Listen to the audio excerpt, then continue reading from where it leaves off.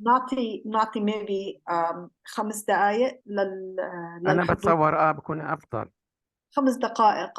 يعني أعتقد الكل سامعنا. As everybody is hearing us, we are waiting 5 more minutes for the attendance, and then we will start.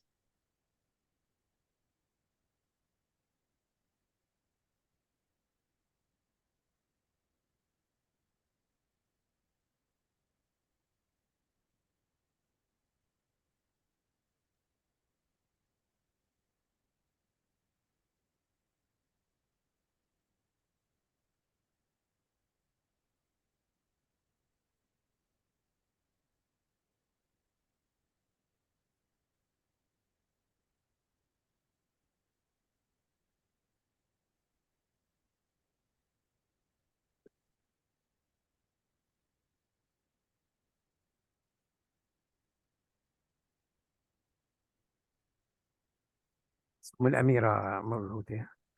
طبعا قلنا هذا كل شيء جاهز.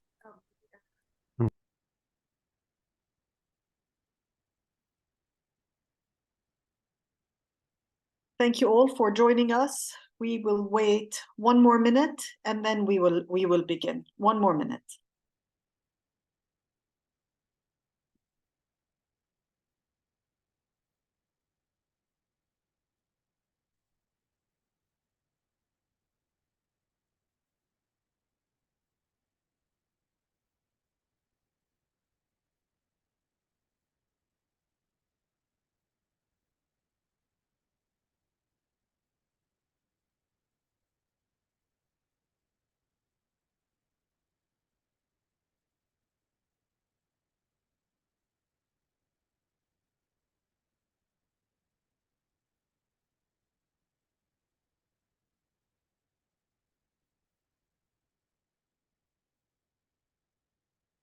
Doctor, I think if you're ready, we can start.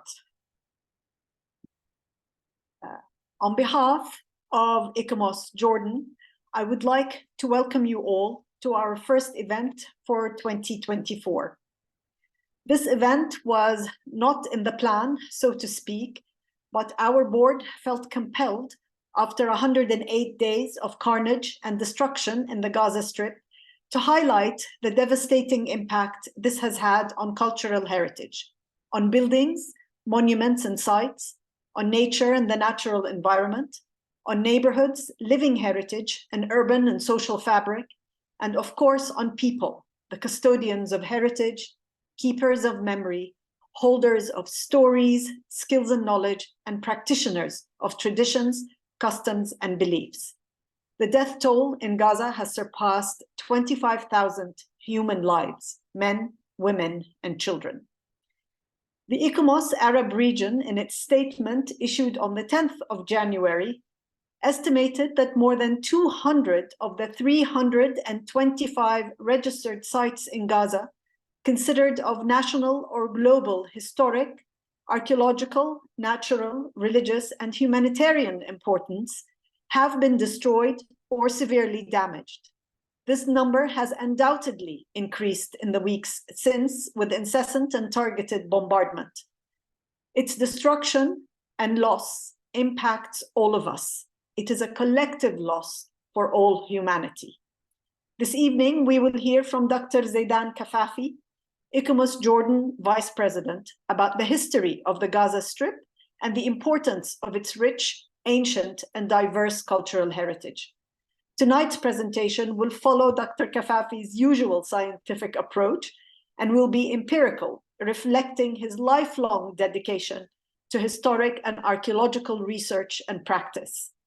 Dr. Kafafi received his PhD from the Freie Universität Berlin in 1982 and has lectured ever since on archaeology, ancient Near East history and archaeology, and cultural anthropologies at universities in Jordan, the region, and internationally.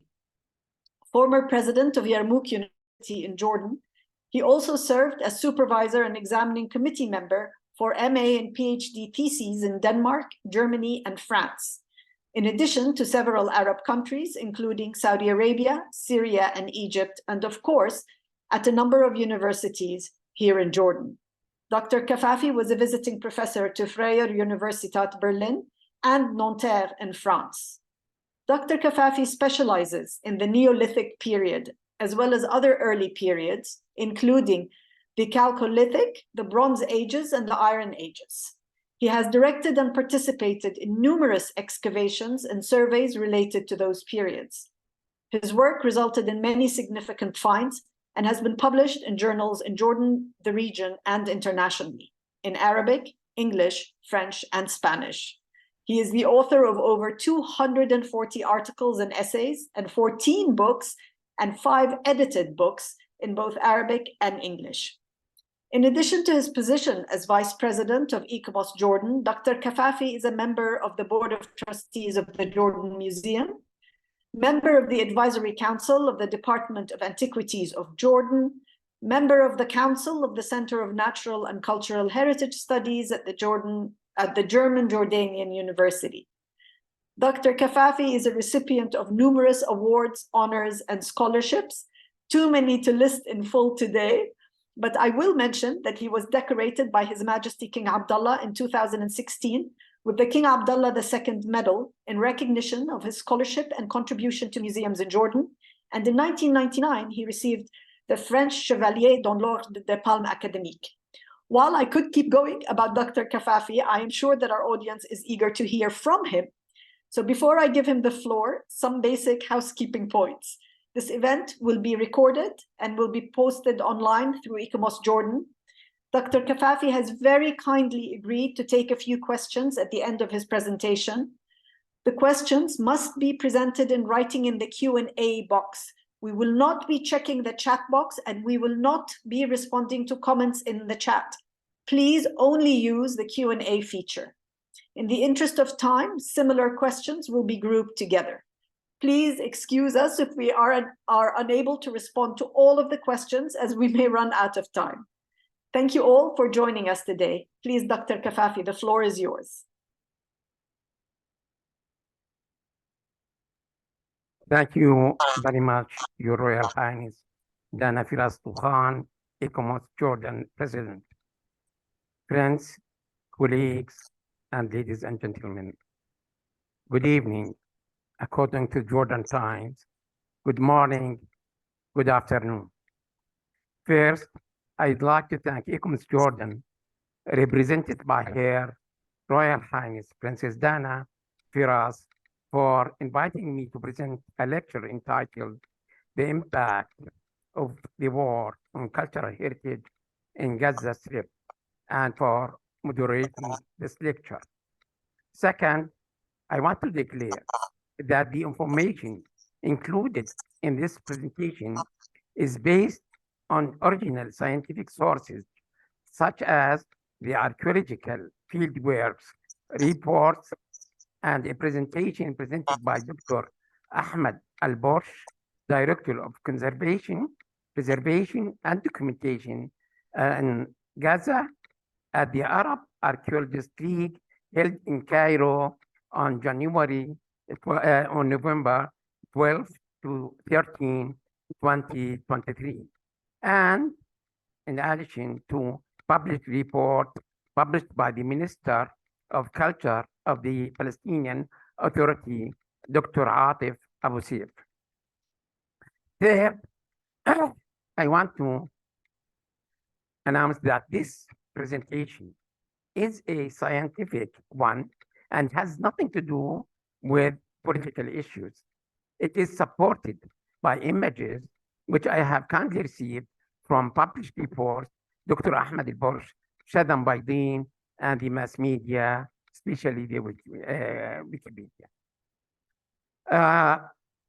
The aim of this presentation is to present information about the size of destruction of the cultural heritage, which is part of the human heritage, as Her Royal Highness mentioned, caused by the fire, by the war on Gaza Strip.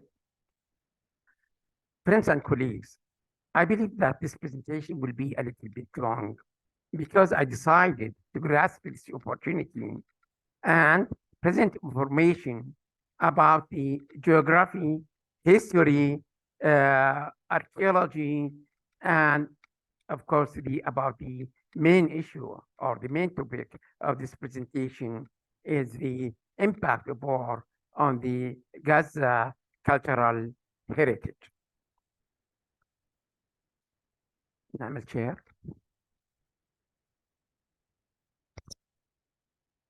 Thank you. Okay, thank you. Well, I decided at the beginning to explain what and how the Gaza Strip was established. As we all know, the Gaza Strip consists of the southwestern side of Palestine, which was a part of Great Syria during all periods.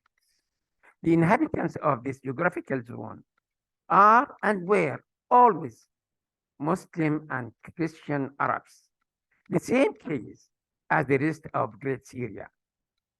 As a result of the 1948 war, the British mandate on Palestine with other Western countries helped the European and American Jews to migrate to Palestine in the aim of establishing a political state for them. They have also encouraged Arab Jews to leave their Arab original countries such as Morocco, Iraq, Egypt, and Syria. The Arab Palestinians first, they welcomed those immigrants because they believed that they were slaughtered and humiliated at their original countries, especially in Germany. This is the same case. It struck my mind to say that this, or to compare, this is the same case happened as both Arabs, Muslims, and Jews were thrown out of Andalusia on December the 2nd, 1492, with the fall of Granada Kingdom. At that time, the Arabs or the Jews were helped by Arab Muslims. They migrated together from Andalusia. Nevertheless, the newcomers to Palestine, I mean the Jews, start with the help of the British mandate to build up military forces in a form of gangs and began attacking their hosts. The Arab Palestinians felt that themselves and their states under fire and began revolutions against these Jewish acts, such as the one started in 1938. But all were brutally ended by the British forces in Palestine. At the end, a war started in 1948 between the Jewish gangs and the Arabs, in which the Arabs lost a great part of Palestine to the Zionist movement, and a new political unit called Israel established. In addition, Egypt, Jordan, Syria, and Lebanon signed truce treaties with Israel. As a result, the unoccupied geographical zone or the left zone, just such as the West Bank, which is united with Transjordan, and the Gaza Strip, which was put under the Egyptian military authority first, then in 1958 became a part of the Arab United Republic, consisting of Egypt and Syria. Moreover, in June 1967, Egypt lost the war for Israel, and the Gaza Strip became under the Israeli occupation. This is, in very brief, the modern history of Gaza Strip, which consists part of Palestine and the Arab history in modern times. Now I move to discuss or say in brief something or some information about the geography of Gaza Strip. Gaza, or geography speaking, the Gaza Strip consists of the southern part of the Palestinian of the Palestine coastal plain. It forms a narrow strip on the Mediterranean coast, northeast of the Gaza Peninsula. As you see here, it's very small part of Palestine. Its area constitutes 1.33 of the area of Palestine, which is 28,000 square meters. The Gaza Strip measures 41 kilometers in length, and the width measures or ranges from 6 to around 12 kilometers, which makes an area altogether around 365 kilometers. It has a common border with Israel, measuring around 51 kilometers, and with Egypt, 11 kilometers near the city of Rafah. The strip currently includes 8 camps for Palestinian refugees who were forced to leave their cities and villages as a result of the 1948 war. And the majority of the population is made up of Muslims and Christians. The strip includes a group of major cities in addition to Gaza, as you see here, from north to south: Beit Lahia, Beit Hanun, Jabalia, Deir Balah, Khan Yunis, Abisan Kabira, and Rafah.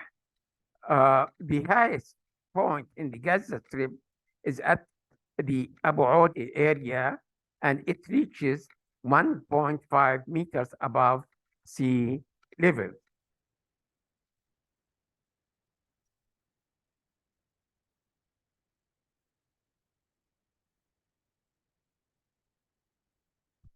The topography is formed by a section of the coastal plain and 3 hills parallel to this coast, consisting of limestone, sand, and red-colored grains that were formed in the Pleistocene geological era and were sent over each other because of the winds. The hills are separated by valleys with alluvial deposits, marking them suitable for agriculture. The most important valley, as you see here, is the Gaza Valley, or the Wadi of Gaza. As a result of the strip's location on the shore of the Mediterranean Sea, it enjoys a hot, dry climate in summer and warm winter. The average annual rainfall ranges from 150 millimeter to 250 millimeter. The area of arable land of total areas of the strip is approximately 29%, noting that 50% of its land is sand dunes and deserts. The inhabitants of the strip suffer from desertification, salinity of fresh water, depletion, and pollution of groundwater sources, in addition to soil decomposition. The area surrounding Gaza Strip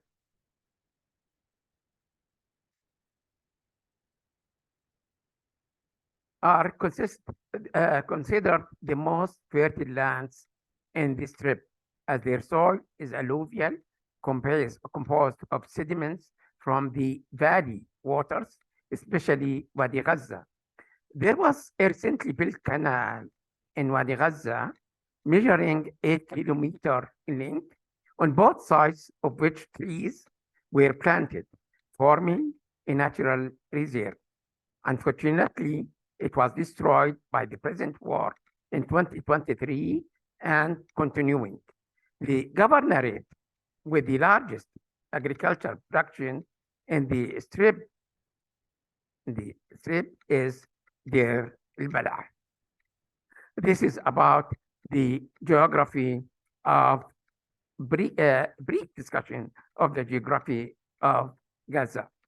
Now I'll go to present to you a brief history about the history of the Gaza Strip.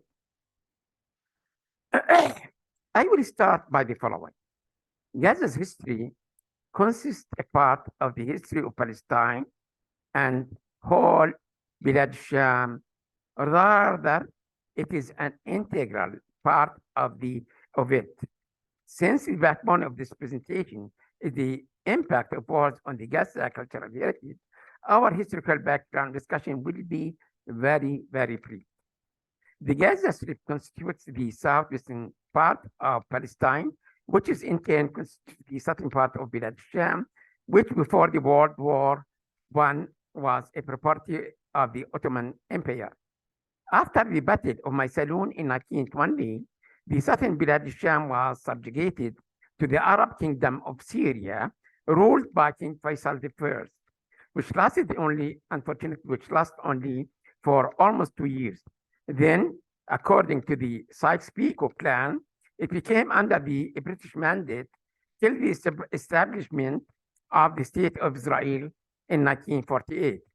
After that, and as it has been above mentioned, the rest of Palestine was divided between Jordan and Egypt, and as I mentioned, the West Bank united with the Transjordan, consisting the Hashemite Kingdom of Jordan, and Gaza Strip became under the Egyptian authority.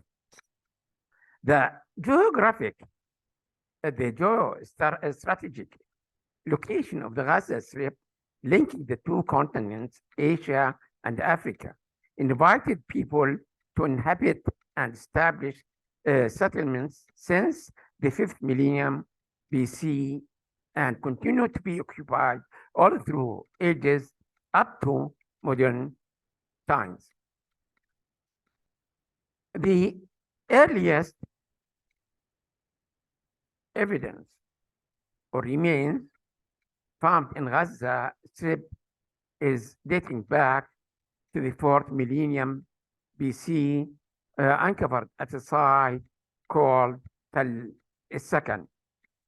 However, when the Pharaonic Empire fell in about 1200 BC, this led to a decline in the relationship between Egypt and Bilad Sham.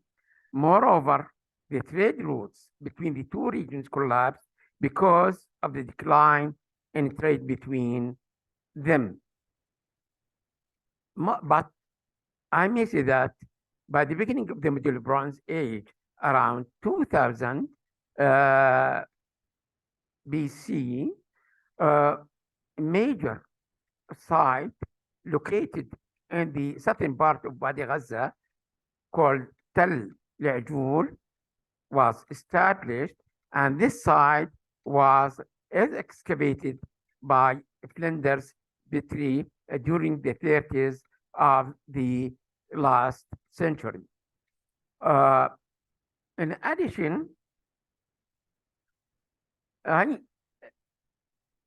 it has been well known that by the end or around 1200 BC, there was a collapse in the empires and the ancient Near East, like the Egyptian New Kingdom, and this was Egypt was that time attacked by people or the so-called sea people, and the Egyptian pharaoh Ramses III, who reigned about or from 1186 to 1155, after his victory on them in Hapo battle, he allowed them to settle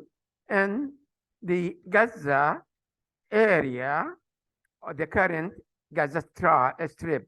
So one of them, namely Pilist or the Pilist, lived and gave its name to the region where it lived.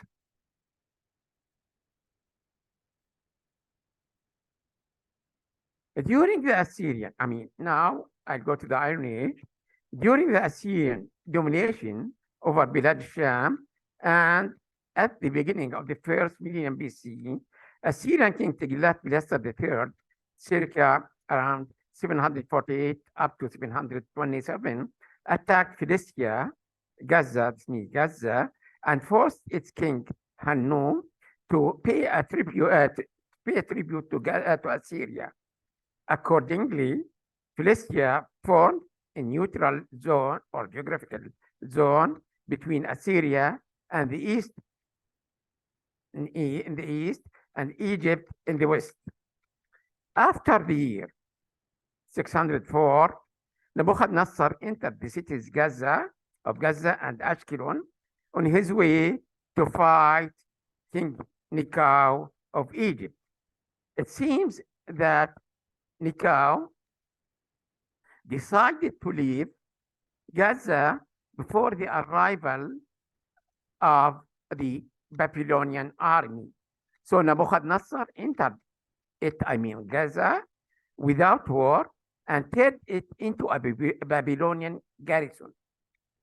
In 539 BC, of course, the Persians were able to control the Orient after defeating the Babylonians and the fall of their capital, Babylon, and at the hands of the Persians.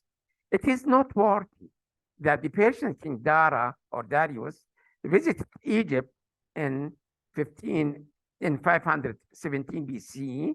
That means that he resided for a period of time in the city of Gaza, which formed the fifth Persian satrapy. The archaeological excavations conducted at the site of Tal Jamma, located approximately 10 kilometers to the south of the city Gaza, revealed two large buildings and large storage house dating back to the Persian period.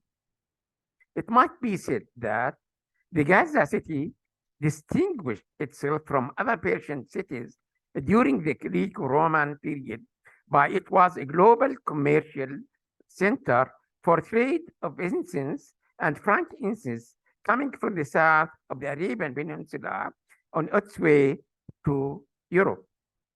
After the defeat of the Persians and the control of the Macedonians over Orient in 332 BC, Alexander the Great naval fleets and armies besieged the city of Gaza for 2 months before conquering it due to the strength of its fortifications. The city was able to hold out for 2 months under the leadership of its military governor and with the help of the Arab tribes in the surrounding areas. After the death of Alexander the Great, a struggle arose among his successors to control the city of Gaza. Ptolemy I was able in 320 BC to control it, but it did not last long, as it fell into the hands of Antony in 311 BC. In any case, Gaza remained under the Ptolemaic rule for about 100 years, from circa 301 up to 198 BC, and served as an important Egyptian center until its fall to the Seleucids. The Seleucid king Antiochus IV Epiphanes, who ruled from 175 up to 164 BC, was able to control over Syria, including Philistia or Gaza. Despite the conflict in Syria, Gaza enjoyed an independent city, and the evidence of this is that numismatics was minted in it or under its name, drachmas, I mean. In 63 BCE,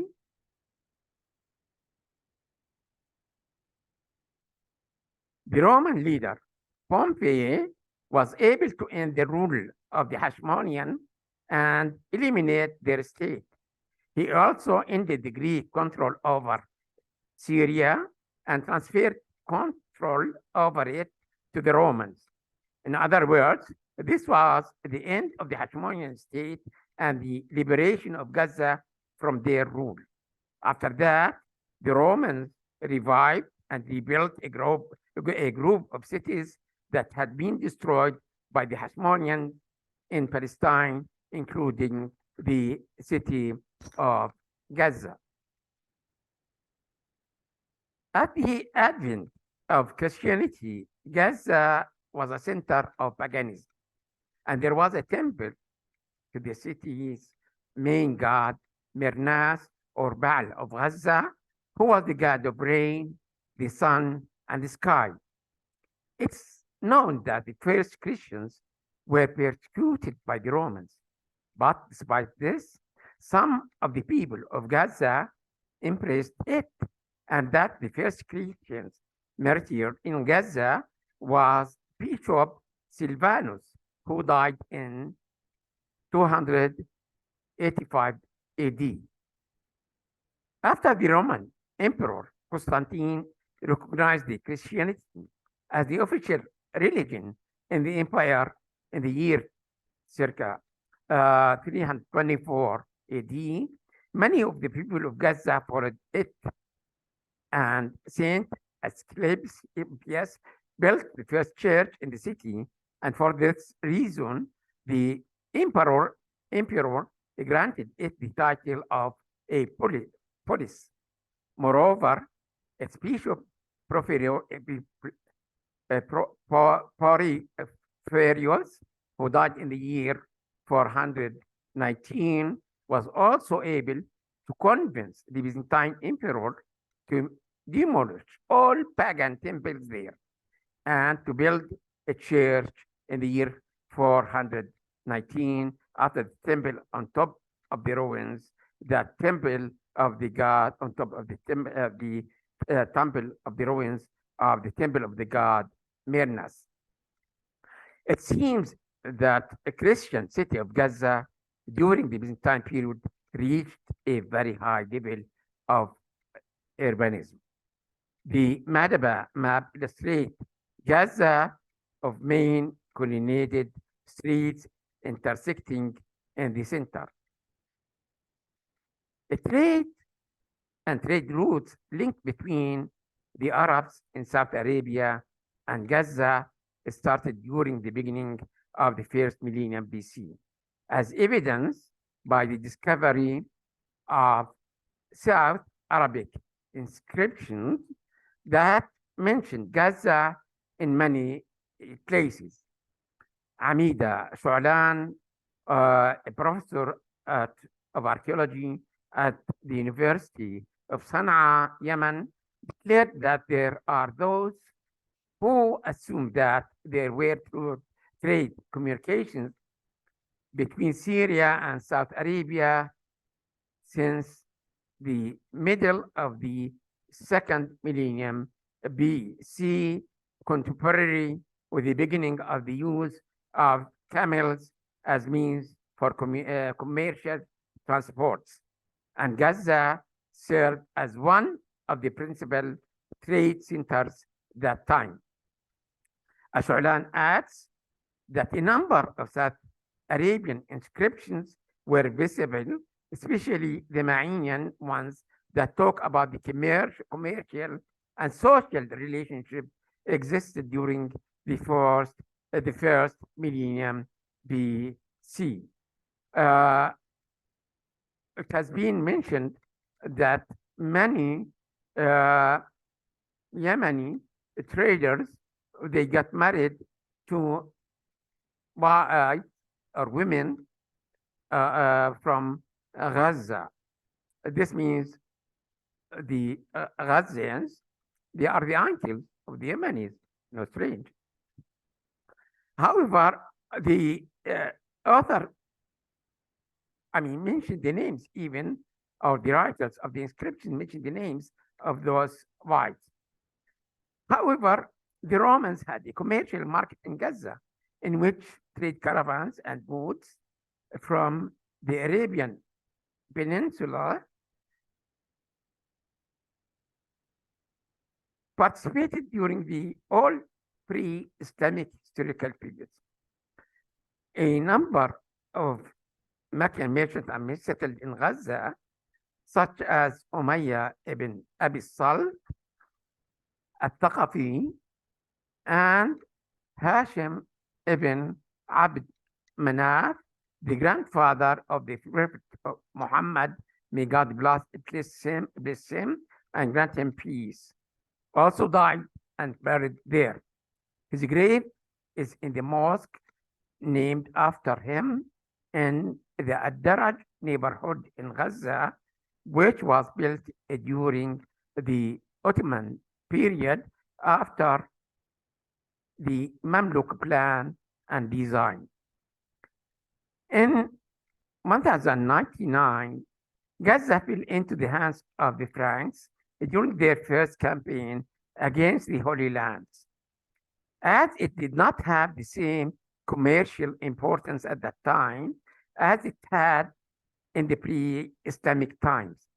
Rather, the commercial importance moved from this city to the city of Ashkelon, and as far for the military, it went to the city of Deir al-Balah. After the fall of Baghdad, the capital of the Abbasid Caliphate, in 1258 AD, for the Mongols, their leader Hulagu continued to advance towards Egypt, and in 1260, he was able to seize Gaza. When the Mongols asked the Mamluk king Qutuz to submit and obey to them, he beheaded the Mongols' messenger in response to their request. And because of this act, the Mamluk army, under the leadership of Al-Dahir Bibars, met the Mongolian army under the leadership of Baidara in a decisive battle at the site of Ain Jalut in the year 1260 and defeated him there. Egypt was ruled over in 1501 by Sultan Ashraf Qunsu al-Ghori, one of the Circassian Mamluks, Mamalik al-Bahri, in 1512, and that time Sultan Salim also assumed power over the Ottoman family, who was accused of favoring the Persians, the greatest enemy of Qunsu al-Ghori. Accordingly, each of them prepared to fight the other. Qunsu al-Ghori prepared a military campaign in 1516 to attack the Ottomans, heading to North Syria, passing through Gaza, where he stayed for 5 days. The two armies met in the Marj Dabiq area, which is located northwest of the city of Aleppo.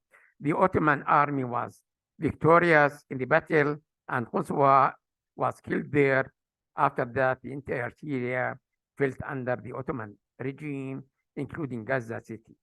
The Ottoman campaign was initially led by the commander Iskandar Pasha, followed by Dawood Pasha in December 15, and after that, Gaza houses were burned by the Ottomans. And after that date, all Syria became under the Ottoman authority. That's all about the history of Gaza, and I tried to not to be bored, to be boring by reading the whole history of Gaza, starting from the 4th millennia up to modern times, and that's why we will come now to discuss or to present information about the archaeology of the Gaza Strip. Well, as I have mentioned earlier, the earliest evidence of Gaza is dated back to the 4th millennium, and the modern city of Gaza was built on top of a hill called El Kharroub, in an area where the Palestinian coast reaches its maximum width, which is about 25 kilometers in rich and arable area, especially on the banks of the valley. That was the reason behind the establishment of cities there since the 4th millennium BC. Gaza has been distinguished all through ages as a commercial center linking the Orient with Egypt and Europe. I may mention that the Old Testament in book Exodus 13:17 called the trade rule connecting Gaza with the other regions by the name the road of the land of the Philistines, while at a later stage it was identified as the Via Maris. However, below I'm going to present a very brief also information about Gaza Strip through ages, and I'll start from the earliest period, which is the 4th millennium, which we call in archaeology the early Bronze Age. Since 1995, there have been several archaeological field works and other archaeological activities started in the Gaza Strip. National and international expeditions started working jointly to explore the archaeology of this Palestinian region. These include the joint Palestinian-Sweden expedition at Tel Ajun, directed by Mu'in Sadiq and Peter Fisher, the Palestinian-French expedition at Tel II excavation under the leadership of Mu'in Sadiq and Pierre de Mourchidji, and along the coast, Balakhiyeh, and co-directed by Mu'in Sadiq and John Baptist Ambir. Here we can see those sites that I have mentioned, and as you see, there is a concentration of those sites at Wadi Gaza. Paleo-environmental and archaeological studies indicate that Gaza Strip has been characterized during the 4th millennium by major coastal changes. In addition, it has been mentioned that for 6,000 years, the coast comprised small estuaries and at the outlets of the main wadis. Moreover, it had been deduced that during the Bronze Age, several maritime settlements such as Tel II has been Tel II and Tel Ajun were founded at the outlet of Wadi Gaza, which probably functioned as a neutral, a natural harbor. However, I present below a very short discussion about the result of the excavation published by the excavator. There is Gaza city was founded by the Egyptian pharaohs when they built a fortress to protect the trade route linking between Egypt and the southern part of Bilad al-Sham during the 4th millennium.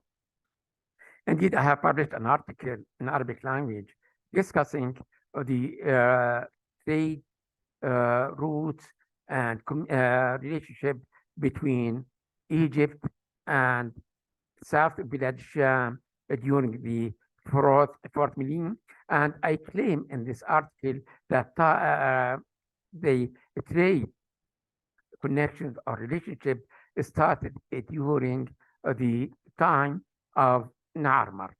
However, the early Bronze Age site Tal Second was discovered in 1988 by chance during the construction of a residential complex on top of a hill called Second. As you know, I mean, they are building very high buildings to accommodate a very large number of people because of the small size of the area of the Gaza Strip. Based on this discovery, and in 1999, a joint Palestinian French team conducted an archaeological survey of the area, followed by archaeological excavations, as I mentioned. It seems that the site started to lose its importance as a commercial center during the EB2, yani from 3,500 to 3,100. It flourished.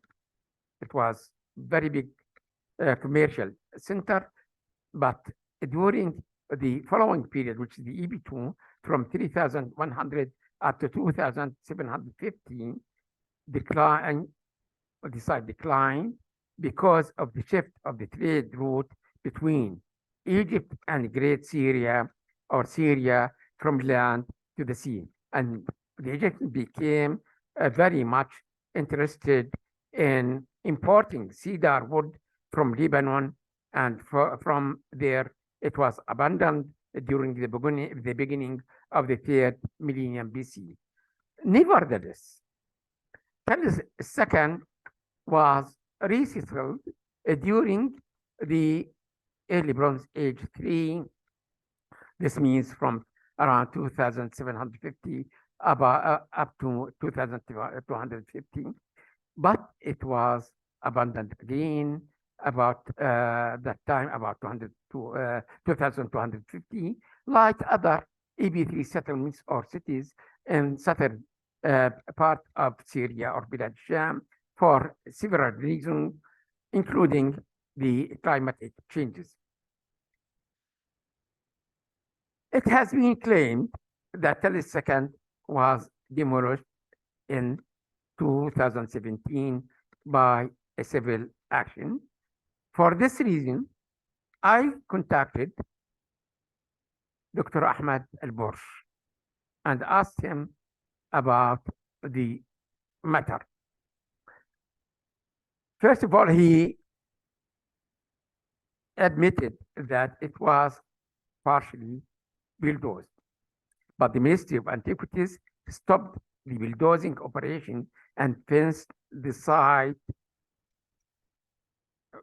to protect it. And as you see here, I mean, it seems that the people of Gaza, they were aware of what was going on, and they were the ones to stop demolishing or destroying the site, as you see here, that they demonstrated to stop this. But in addition to this site suffered lately also from the war, and it has been raided by the Israeli airplanes, as it was mentioned by Dr. Al-Bursh. Now we'll go and move to the Middle Bronze Age, the archaeology of Gaza during the Middle Bronze Age. It seems that Gaza, as we have mentioned, did play that major role during the end of the 3rd millennium BC. But it has reappeared during the beginning of the 2nd millennium BC, which we call in archaeology the Middle Bronze Age.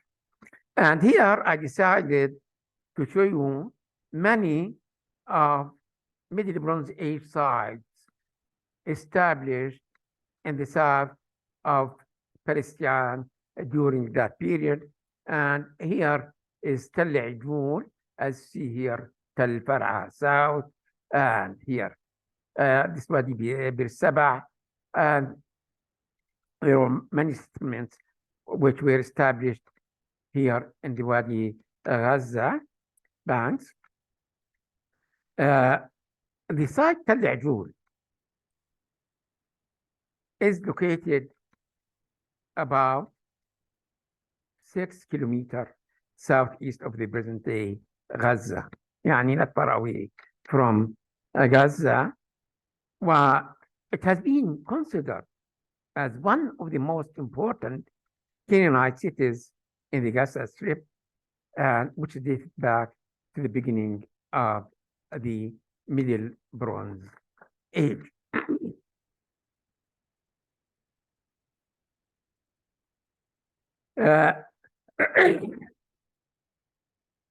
Due to its historical importance, a British archaeological expedition conducted an archaeological excavation at the site in the period between 1930 and 34 under the supervision of late Kansas Petrie.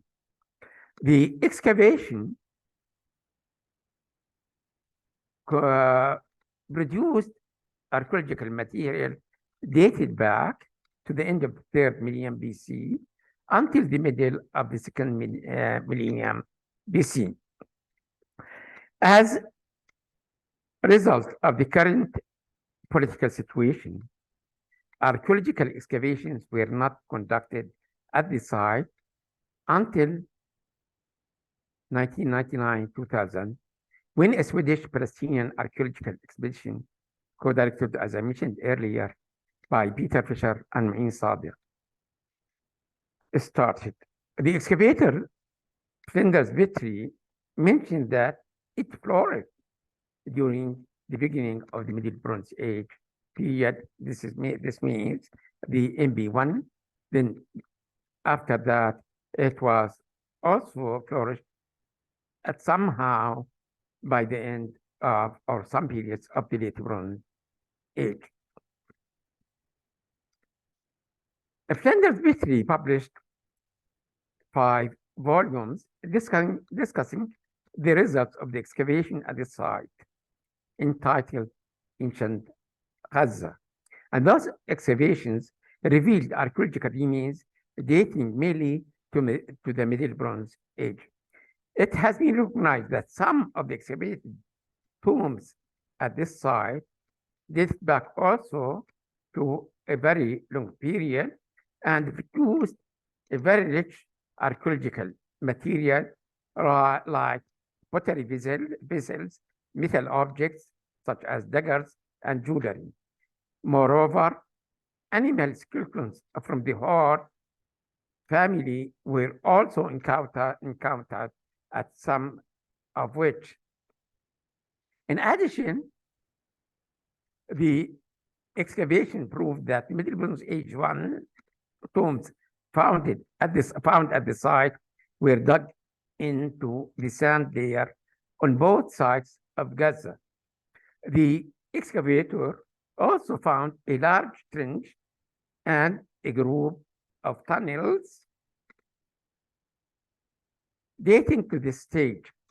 The excavator was first confused to explain their function, but he suggested that they were used as canals to irrigate crops. I wonder, it has been published that the length of some of the tunnels reached 150 meters, and the height of some of which reached a depth of less than 2 meters, and openings were dug at long distances in their roofs. If I look at this tunnel or at this tunnel, and you have a person who's standing inside the opening, I would say this is not a canal to irrigate plants. It seems that the people of Gaza now on modern times, they learned a lot of the results of the Tel Ajur excavation. In addition to these archaeological remains, Petrie published photos and plans of large buildings, attributed some of which to palaces, and dated them to the Middle and Late Bronze Ages. The dimensions of one of which were 50 meters by 220 by 22 meters, and the city was enclosed, as we saw was enclosed by a city wall, and castle was constructed on the highest point of the tell, which enabled the people to watch everything that happened inside and outside the city. The uncovered archaeological material indicate that Tel Ajur was closely linked to regions, either close or far away from it, such as Egypt, the Eastern Mediterranean coast regions, Cyprus, and Greece.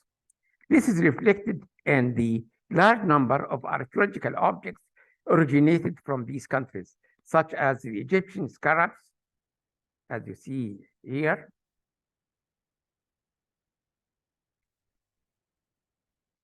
that bear the names of some of the pharaohs of the 15th and 16th dynasties.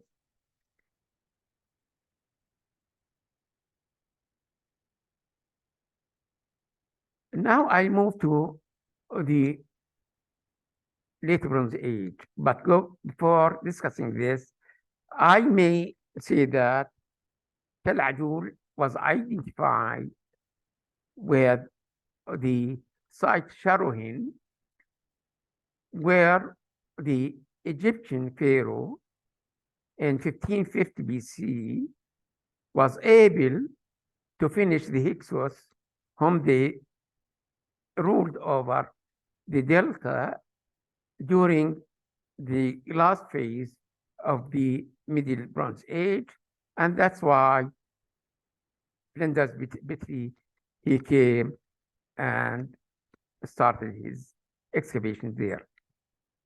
When it comes to the Late Bronze Age, during the Late Bronze Age, indeed, the area located to the south of Aleppo was or fell under the Egyptian domination, including Gaza. But it has been mentioned that Gaza was the capital of Canaan province. And the name of Gaza was mentioned several times in the Egyptian documents of the Late Bronze Age, especially during the pharaoh Thutmose III, and imprint on a jar by a cartouche print dating back to the year 1483, and bears the names of Pharaoh Hatshepsut and Pharaoh Thutmose III. Moreover, among Late Bronze Age archaeological finds in Gaza was the discovery of a ring belonging to Pharaoh Tutankhamun. However, the last mention of an Egyptian pharaoh name in Gaza was found written in Tel Ajur was Ramses II of the 19th dynasty. Based on what was stated in the Tel Amarna letters, we may argue that Gaza remained the capital of Canaan for a period of approximately 400 years. That is throughout the period of the rule of the new kingdom capital, which lasted from 1550 up to around 1150. To conclude, it's obvious but not understandable that there is an absence of distinctive Late Bronze Age archaeological remains to be found in Gaza, even though it was the capital of Canaan, or the major capital of Canaan, and a commercial center. It might be argued that this is due to it was either demolished during the war between the Egyptians and the Hyksos, or the absent perhaps still unexcavated, and we need more excavations to be conducted in Gaza.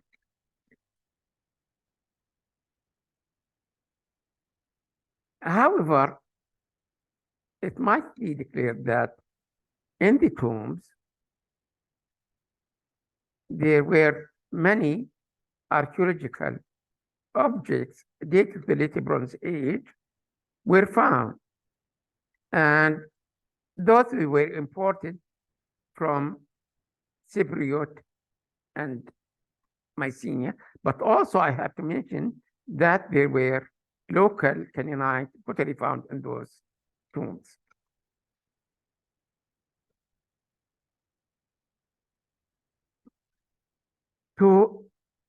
After the end of the late Bronze Age, as I mentioned, and after the collapse of the New Kingdom in Egypt and the Hittite Empire in Anatolia, the Kassites in Mesopotamia, the whole political situation changed in Syria, and it has been assumed that newcomers came to Palestine during the beginning of the Iron Age around 1200 BC. There are two immigrations. One is assigned to the sea people, whom they came from Mycenae, and the Exodus, which has been thought or believed that happened during that period. Well, and as I have mentioned, that the sea people were permitted to settle in Gaza, and archaeological remains attributed to the sea people, such as those uncovered at the site of Deir el-Balah and date to the end of the 2nd millennium BC, are the earliest discoveries of the Iron Age and the Gaza Strip. And I may say that this, the excavation at Deir el-Balah, I will come to it, was conducted by Israeli archaeologist through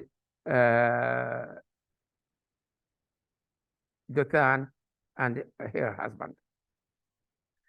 Nevertheless, but I may say the richest and best Philistines archaeological remains were uncovered at the site of Ekron by Seymour Gittin, but dated to after the 8th century BC. So Ekron is outside Gaza Strip, and I'm not going to discuss it here. But there are many volumes published about the result of excavations conducted at the site Ekron, which is in Arabic Ager, by the way, and very close to Jaffa. In addition to the Philistine remains, William Foxwell Albright mentioned that the presence of architecture remains belonging to the 10th century BC and arrowheads made of iron, Phoenician, Hellenistic, Roman, Byzantine utensils excavated at the site Tal Ajul were found.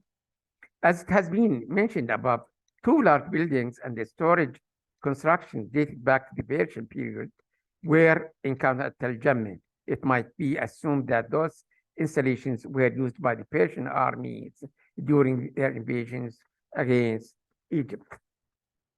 It appears that the city of Gaza became a large city around 450 BC, as cited by the Greek historian Herodotus.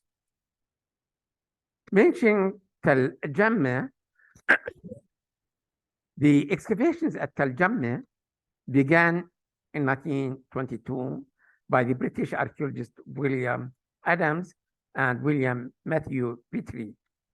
However, Ges van Beek continued excavations at the site between 1978 and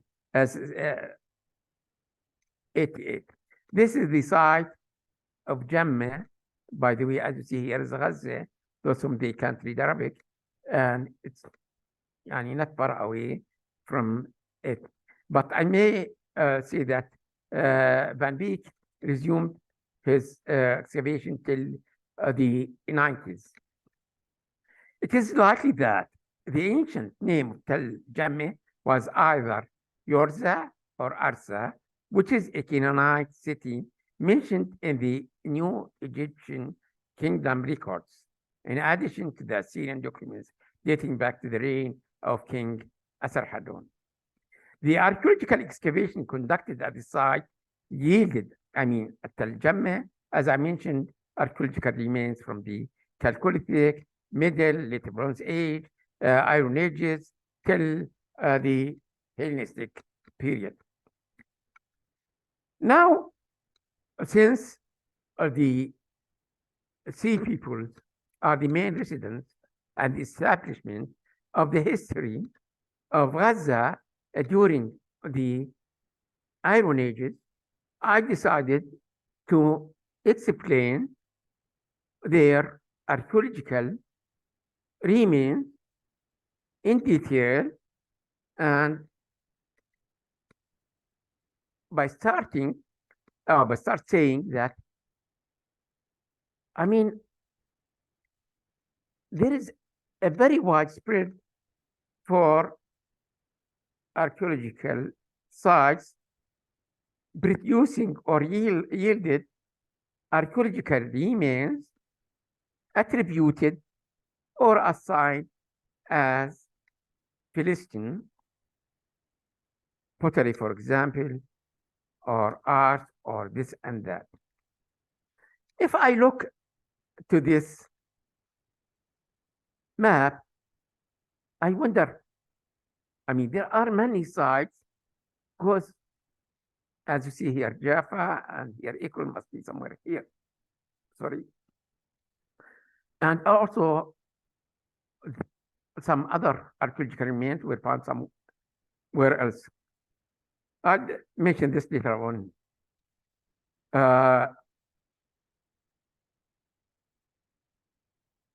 Indeed, it's noteworthy that these remains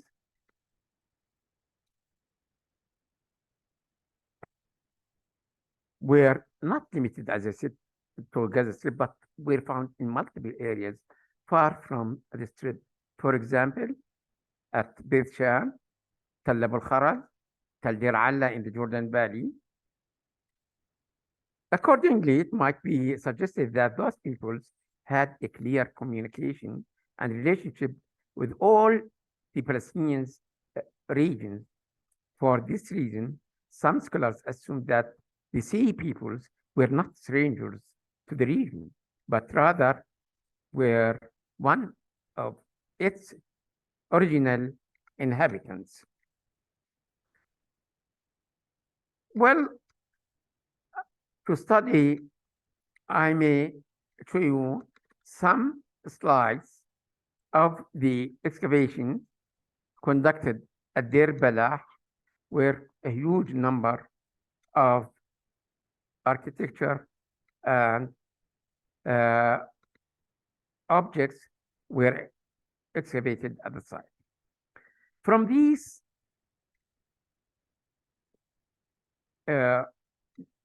discoveries, there was several building complexes were encountered, of which a large courtyard surrounded by storage rooms and Egyptian influences appear in its plans. After removing its deposits, earlier construction became visible below the building.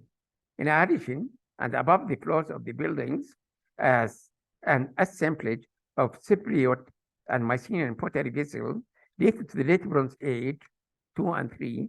This means 1,450 up to 1,250 were found. Moreover, based on the method and plans of the uncovered constructions, the excavators claimed that it belonged to an Egyptian governor house, parallel to other ones found at another Philistine site, such as at Beth Shan, but has also been claimed that the presence of this large quantity of imported vessels may indicate that the construction of that building was a wealthy merchant.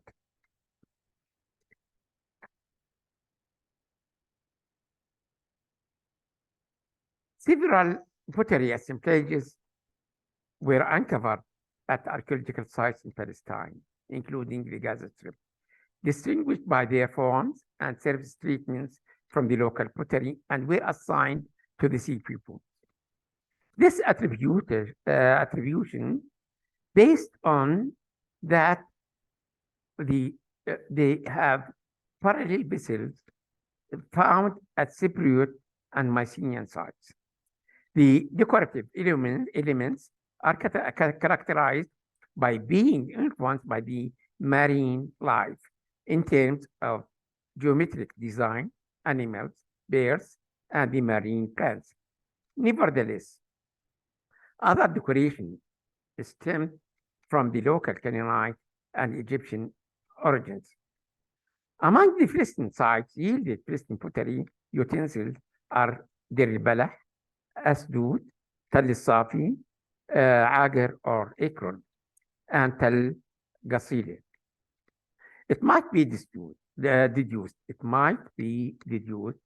that these excavated sea people's pottery vessels were locally made, as evidenced by the discovery of many pottery kilns at the site of Deir al-Balah, Asdod, and Ekron. And we still saying that the sea people, they were a new comers to this area. I have my own ideas about this subject, but I would argue that some of them perhaps they were newcomers. Meanwhile, they have their predecessors here in that country. In addition to the pottery utensils or vessels, they have their own arts.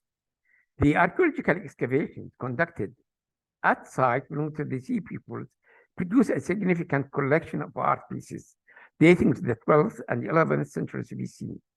These arts include pottery paintings, especially, as I mentioned, the birds and fishes, and sculpturing human and animal figurines.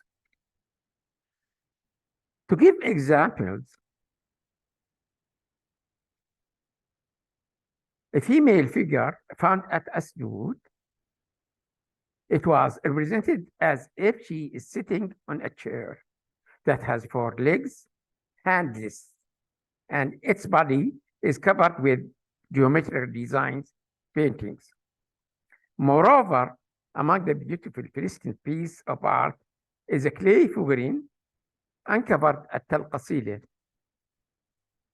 The features of its face and the position of the hands remind us to those represented on the faces of amplified coffins, lids, as we see here.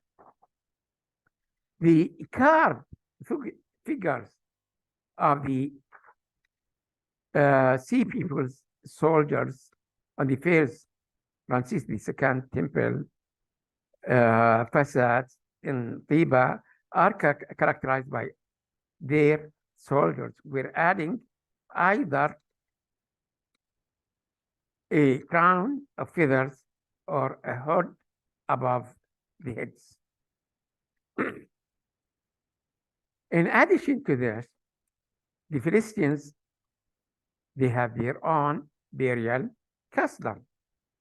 The best example is to be found also at their al-Balah, and their Balah cemetery is one of the most important historical and archaeological cemeteries in Gaza, and it reflects its history over several eras. It must be stated that in the period between the years 1972-73, a number of archaeological experiments have been conducted on the Deir Balah shore, where a very large cemetery dating to the late Bronze Age and assigned to the civil was excavated. In this cemetery, a group of anthropoid coffins made of clay were encountered. This group of anthropoid coffins represent the largest of its type to be uncovered in Palestine, which may parallel to have similarities with the Egyptian sarcophagi. These coffins were put inside graves, either dug into the Karkar stone or into the red soil to be found in the areas adjacent to the sea. Those coffins, it has been mentioned that those coffins were taken by late Moshe Dayan. It should be mentioned that parallel anthropoid coffins were uncovered outside the Gaza Strip, such as Beit Shan, Tel Edwer, Lachish, and Tel Farah in Palestine, and Jabal Qusur and Sahab in Jordan. There is another burial custom assigned to the sea peoples, which is burying the deceased inside very large jars. The burial custom is done by breaking the shoulders of two jars, large jars, and then part of the deceased body is inserted in one of the jars, and what remains of him into the second one. After this, a burial pit is dug into the ground, and the whole burial will be put inside it. In addition, the French-Israeli archaeological expedition to the site Yazur, which is also very close to Jaffa, in 1958, published that they have evidences dating to the second half of the 11th century BCE regarding palast burners, which indicates that they practiced the custom of burning their dead. Truth and her husband, Moshe Dothan, published a photo of a burial jar found at Yazur, as you see it here,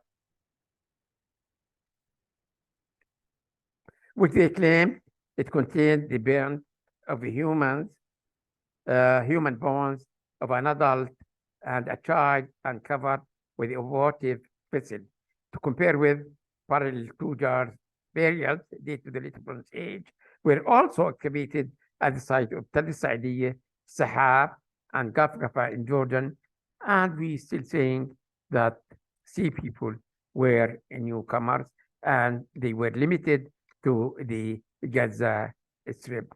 I think we have to reconsider and rethink about this issue.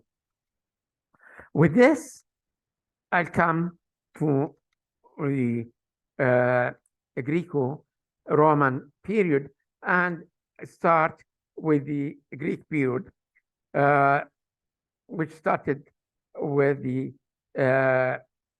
coming of a Greek and their domination on Syria in around 332 BC.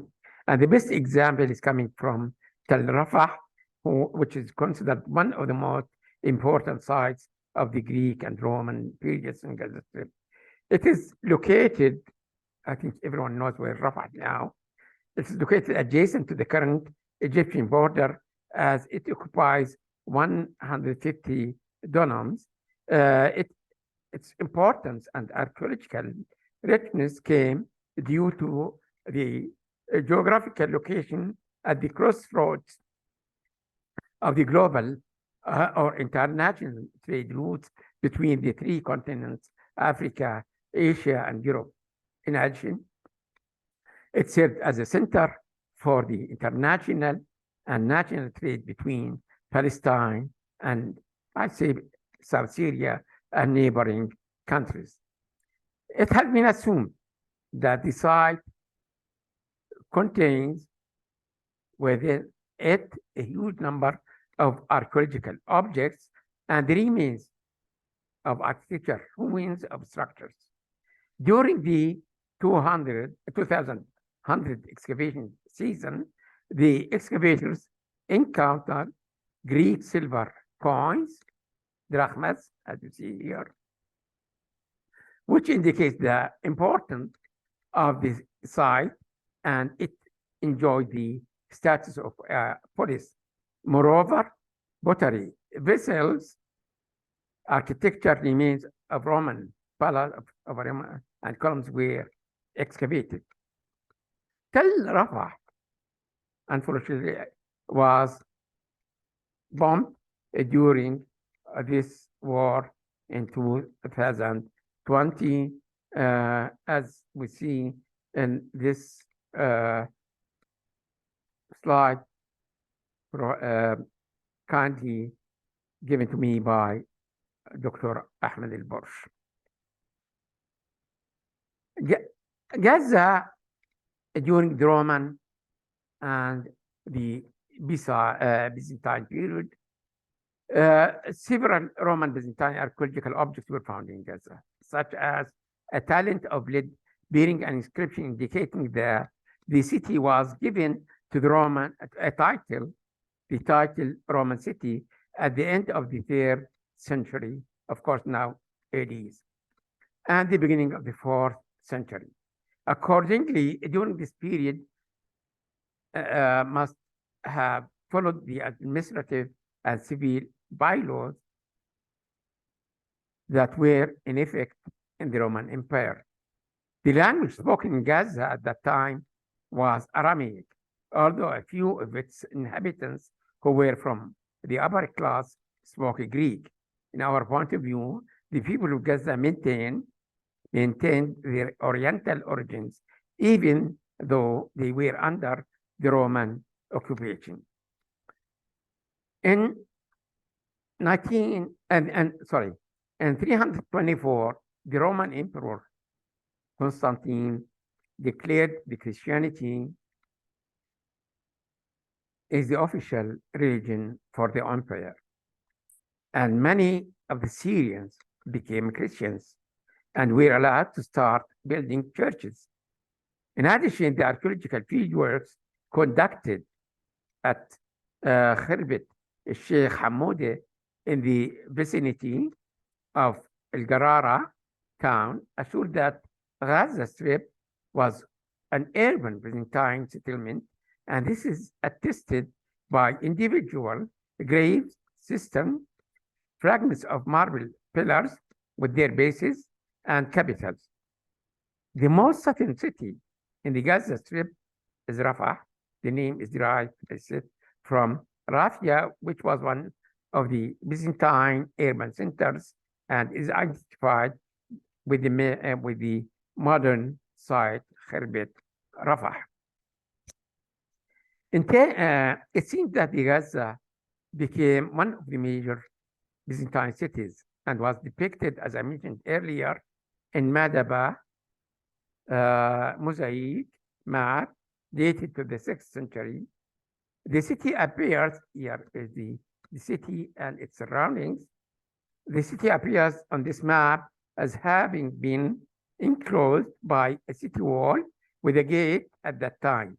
In addition, it shows that the city was built according to the Greek-Roman city plans, which consisted of a main street intersected by side streets, a forum, and a tetrapleon.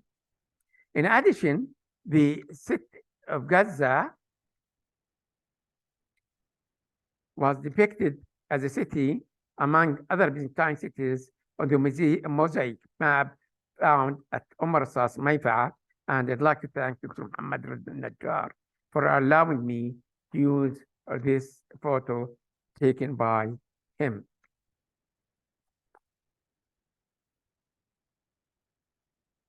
During the Byzantine period, starting in 324 up to the Islamic occupation in 636, several churches were built in Gaza and some other cities, but the majority of which were constructed in the southwestern part of Gaza. The earliest church of which is the church of Firas, built in 425. The church was raided, unfortunately, during the last war. And in addition to this church, I may mention other churches. I mean, we are all remember, I mean, this photo and these photos, which were shown or displayed for us by Al Jazeera. And there are other churches which were also built during this period, such as St. Hilarion Church, built in Serat, and this is the bath complex of the church, Hilarion, mosaic floor and plan. And also, this is the evidence, I mean, showed that it was a little bit hit by the raids during this war. And those photos I got also from Dr. Ahmed Al-Borsh. Also, there is another church. This is Jabalia Church. And I have been told that there was a plan to upgrade this church for touristic purposes. Unfortunately, it was, I mean, hit also during this war. See, I mean, these are photos proving the destruction of this church. Another church, which is in Beit Lahia, namely Aslan Church, and you can see the photos of its destruction. And the only Baptist church to be found in Gaza is that church, which was also hit or attacked, hit several times during the Gaza wars with Israel, especially during the 2007 and 2023.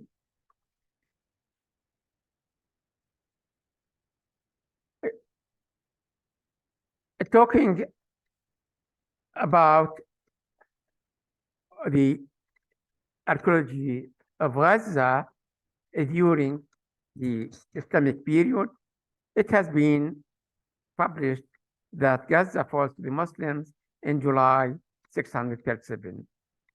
And Gaza, or the Muslim troops, they started a battle at the site called Tadun, modern Adamitha, in 634. However, the site is not far away. Gaza has been, it has a lot or many archaeological remains. And when I'm talking about Gaza, I may mention that the concentration of architectural, cultural heritage of Gaza concentrated at Al-Daraj neighborhood of Gaza. And one of these is Al-Umari Mosque, as you see here. This is a photo of the mosque and a plan of it. And it was built in the center of the old city Gaza, as I said, Moderator, and occupies an area of 4,100 square meters. It has a basilica plan, and the building dates back to the 12th century AD. The building is characterized by its durability and the beauty of its marble columns, the Mamluk and Ottoman inscriptions and decorations. It is obvious from the top plan of the construction, and based on the historical accounts, the building started as a temple that was transformed to a church and then into a mosque. The courtyard of the mosque occupies an area about 1,900 square meters, is located on the northern side of the building, and some of the columns used in the construction were brought from the remains of destructed churches. Here I show some of the recent slides taken to the Al-Umari Mosque and showed the impact of the Israeli raids on this building. Also, it's not only the Umari Mosque, but also there are other mosques which they were destroyed by the war, like Shuja'iyya Mosque. In addition to the mosques, we have mentioned earlier a Sayyid Hashim Mosque, which is also in Al-Daraj neighborhood and occupies around 2,400 square meters and situated, as I mentioned, in Gaza. It has a great historical significance because it contains the grave of Hashim bin Abdul Manaf, as I mentioned, also the grandfather of the Prophet Muhammad. It confirms Gaza's relationship with the Arabian Peninsula and its Arabic ethnicity in the period before Islam. The current building was built during the Ottoman period after Imam Mamluk's time, and the top plan shows the presence of an open, as you see here, open courtyard built in the middle of the mosque, and it's surrounded by 3 external prayer halls, roofed with intersecting arches, and has a mihrab facing Mecca and a minbar pulpit. The building was renovated in 1850 under the patronage of the Ottoman Sultan Abd al-Majid. And unfortunately, I didn't have any pictures showing that it was hit or non-hit. I hope that it's not going to be affected by the Israeli attacks. I asked for a recent photo from Dr. Ahmed, but he didn't get it yet. Another Islamic monument in Gaza is that construction called Al-Basha Palace or Qasr al-Saada, also in Al-Daraj neighborhood. This is the only remaining example of ancient palaces in Gaza. And its design and architectural elements represents the philosophy and character of the Islamic architecture. The palace, as I mentioned, is located in Moderator on the eastern side of the ancient Gaza city, which is considered one of its richest neighborhoods in historical buildings. Here, the long history of Gaza throughout the ages is highlighted. Moreover, it has been remarked that there is no founding of this building, but the method and way of construction is completely parallel to the Mamluk Islamic structure.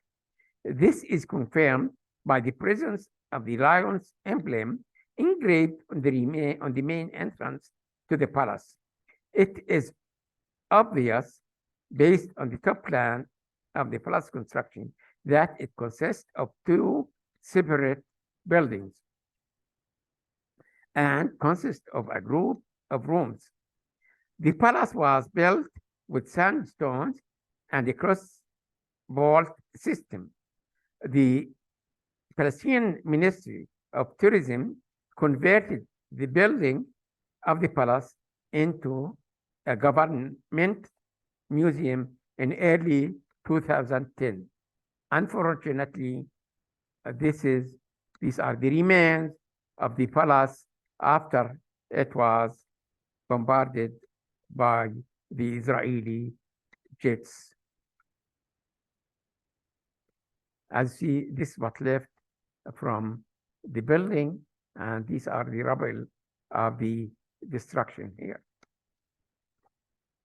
Another Islamic building or Mamluk building found or to be found in Gaza is the school or Al-Kamaliya school. The Al-Kamaliya school is considered the only remaining one of its type in Gaza, and it was constructed in the center of the ancient city Gaza.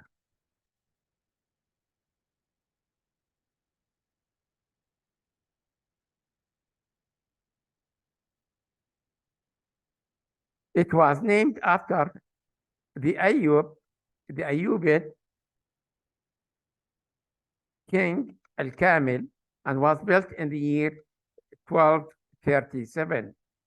Since its establishment, it has been used to accommodate the poor people, students, and merchants, and it remained so until the 1930s. Based on the top plan of the building, it has 573 square meters in area, and it consists of 2 floors. The school was also designed with central courtyard surrounded by rooms, which doors and windows open into the inner courtyard. The main facade of the school is rectangular in shape, has a pointed arch, and was built of marble stone. The rest of the building was constructed with sandstone, and according to the building plan prevailing during the Ayyubid Mamluk period. Another building, which is Khan Prince Yunus al-Nairuzi, or the so-called Barqouq Castle. The Mamluk Khan of Prince Yunus is located in the city center of Khan Yunus. Now we are going to another city rather than Gaza. Khan Yunus is located south of the Gaza Strip. It was constructed by Prince Yunus bin Abdullah al-Nairuzi al-Duwadar in the year 1387. The aim of its construction was to serve commercial convoys and to be a postal station. This building is named the castle, and based on top plan of the Khan, is planned as a square structure with a long wall measures 80 meters in length. The building consists of 2 stories. The lower one is designated for storage, while the upper one is designated for guest accommodation. It also included rooms for short residence, a mosque, and a D1. Another building, which was built during the Ottoman period, during the Ottoman, but at Al-Daraj. Sabil al-Fa'i,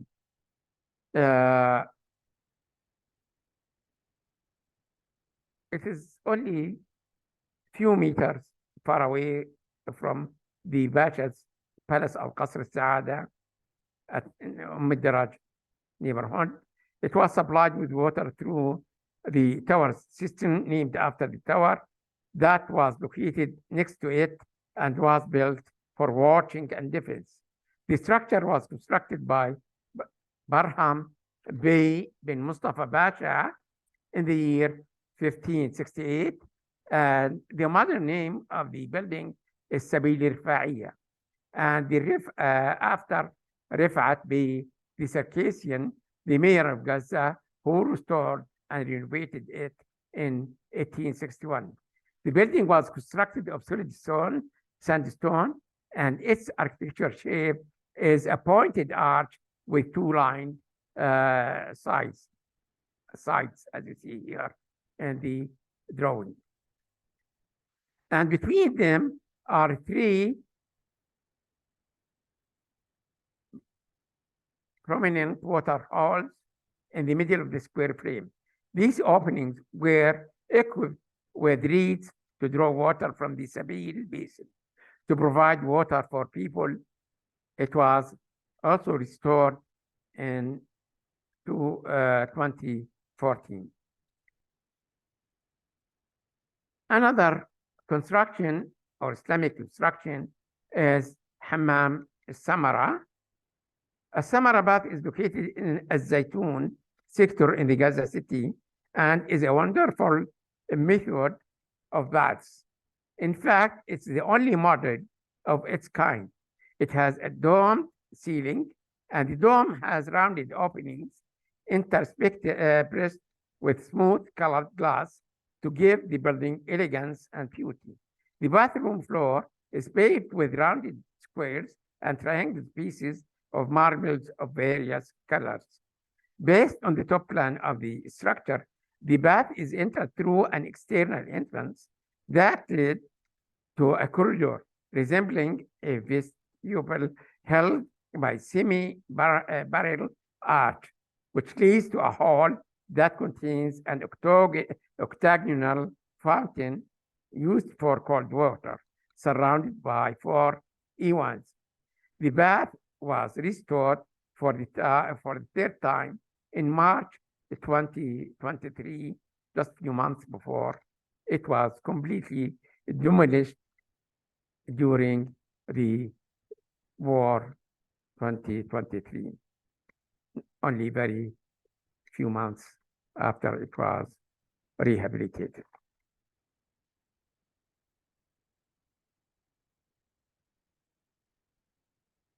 The last Islamic installation to be discussed here is Zawi al-Ahmadiyya, which is also were built in Al-Daraj neighborhood.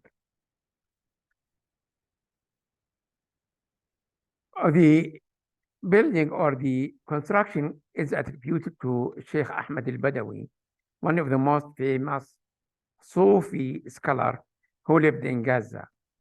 Sheikh Badawi was born in Egypt, in Tanta, until he became 41 years old.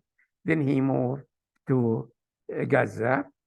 He lived and died there in the year 1276.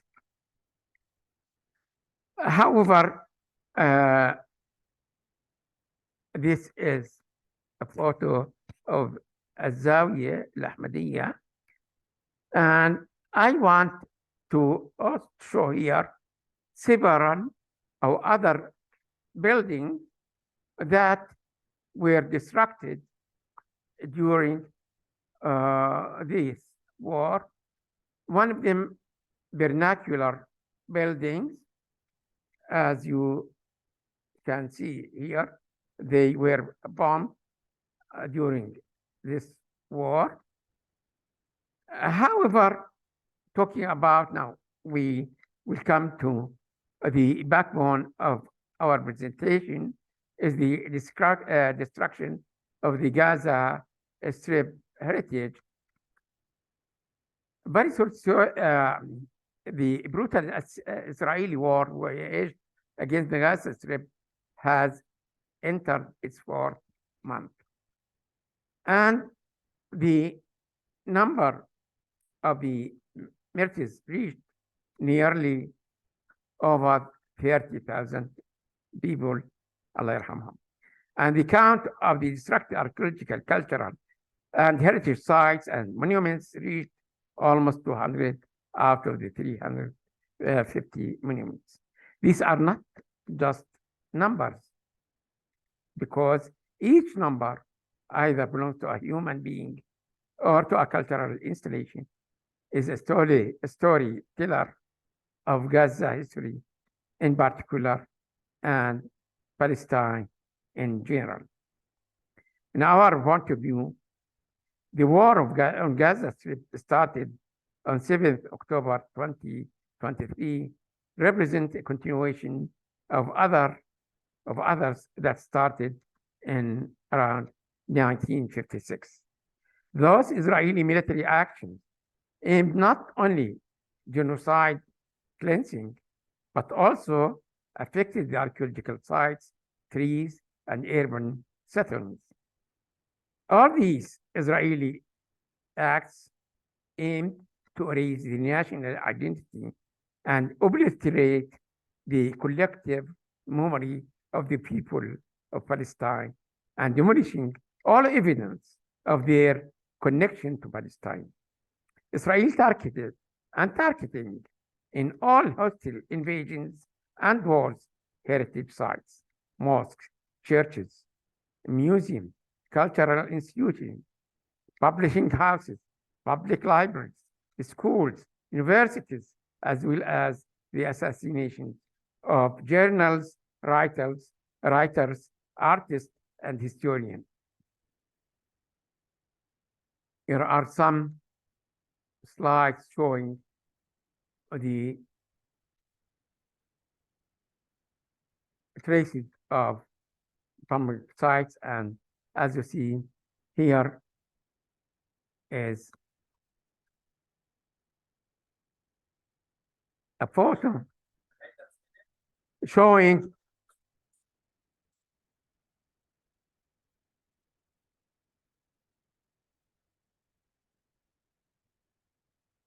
it has been mentioned that the head of the Israeli Antiquities Authority published on his Instagram account a video that we saw showing the Israeli occupation army seizing Palestinian antiquities from inside Gaza.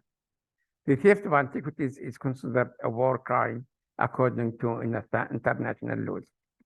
And it has been mentioned that the video you saw is from Al-Isra University building, or they had a museum contains 3,000 archaeological objects.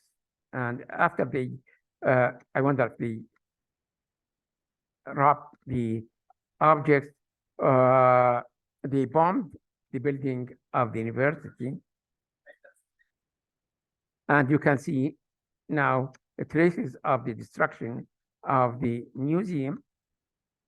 By the way, this reminds me with the destruction of the Baghdad or Iraqi International Museum in Baghdad.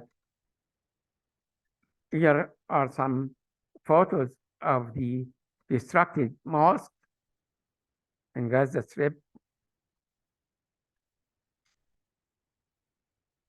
I want to say that Gaza, as a part of Palestine, contributed and enriched the human history through ages, from the 6 million BC until modern times, that will remain marks in the progress of the world civilization. The silence of the international organization such as the UNESCO and the international communities, has played a major role in encouraging the Israelis to do what they are doing against the Palestinian cultural heritage. Despite the fact that it's so difficult to reach the original sources of revealing, this is Al-Shawa Cultural Center, despite the fact that it's so difficult to reach the original sources of revealing comprehensive and accurate facts about the losses of cultural heritage during last month's war, but we decided to present below a brief information concerning the destructed and demolished cultural heritage sites and monuments. Our information presented below is based on two sources. First, a presentation, as I mentioned before, presented by Dr. Ahmed Prof, and second, a report, or brief report, or a table published by the Minister of Culture in the Palestinian Authority, Dr. Atif Abu Saif. And as you see here, this is the list published by the Palestinian Minister. You can read it here and the number. And also, this is the list presented by Dr. Al-Borsh.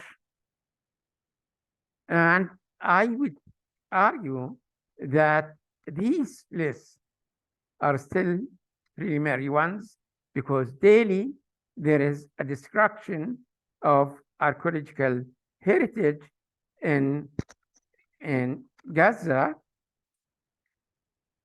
and we have to daily to renew or to update our information about this subject. To conclude, as we may mention above, cultural heritage is the backbone of identity and enhances national belonging among people. Therefore, destroying the archaeological heritage in Gaza means destroying part of the Palestinian history, which is a link in the chain of the Arab Islamic heritage and civilization. By destroying it, the world heritage loses some important information that helps us understand human behavior and the nature of relationship that existed between the peoples of the world. We believe what Israel has done and is doing violates all international agreements and norms issued regarding the world cultural heritage. For example, we point out here that the Hague Convention for the protection of cultural property in the event of armed conflict, issued 1955, prohibits archaeological excavations by the occupying authorities in their territories under occupation. It is also prohibiting the confiscating of or destruction of antiquities in the event of armed conflicts and wars, and even requires the occupying authorities to take measures and all forms of military precautions to ensure the protection of cultural property during the war. The reports issued by the UNESCO Foundation emanating from the meeting held in New Delhi, India in 1956, also recommended that it is not permissible to conduct archaeological excavations in areas under military occupation.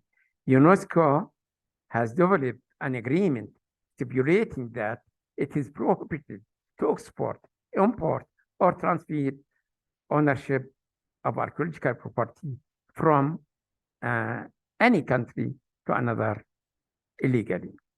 From here, we see that what Israel did is a flagrant violation of all these international agreements, resolutions, and recommendations. And from here, a question comes to my mind. Why did educational institutions such as UNESCO, the World Heritage Society, and the World Museums Association do not act when Israel destroyed the Palestinian cultural heritage as they have done, as the statues or Buddha statues were destroyed in Afghanistan, just to compare between years. Finally, I'd like to thank all colleagues whom they have provided me either with photos or images or information. And here I may name Dr. Ahmed al-Barsh, Dr. Amir al-Shalan, Ms. Hanan Kurdi, Ms. Shada Maidin, and thank you so much for your patience and participation. Thank you so much. Thank you very much, Dr. Kafafi. It was a very comprehensive and informative lecture, moving in many ways, to see both the beauty that is in Gaza, but also the destruction that has followed. So thank you very much for this. We will go to the Q&A right now. We will try to get to as many questions as we can. I will start with a question regarding the part of your presentation, Dr. Kafafi, that the Ottoman Iskandar Pasha burnt houses. We have a question for the source of this information and why were houses specifically burnt? Well, my source of information was Mustafa Murad al-Dabbagh in his book Biladuna Palestine, Ad-Diyar al-Ghaziyya, volume number 2. Thank you. Deirdre McDermott, why were they known as the Sea Peoples? Well, they were named as a Sea People because it has been published several Sea People tribes, they are 5 in number, left Mycenae because of climatic change. And they invaded Anatolia and they came down to Syria, parallel to the Mediterranean coast. And some of them, they came by sea and attacked Egypt, but they were conquered by the Pharaoh Ramses III, and they were named as Sea People because they came through the sea. As I argued, I have my own point of view.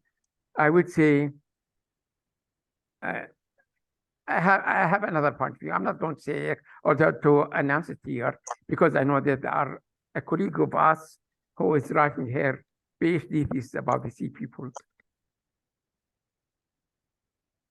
There's also a question on the architecture of the storage buildings. Stelios Minotakis says it's not only Mycenaean, but also maybe Minoan.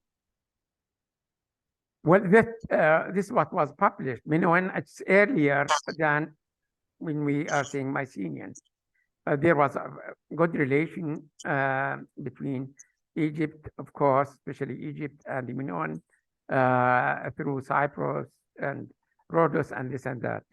But this, what I mean, was published by the excavator himself. Thank you. There's a question by Sadat Karasakis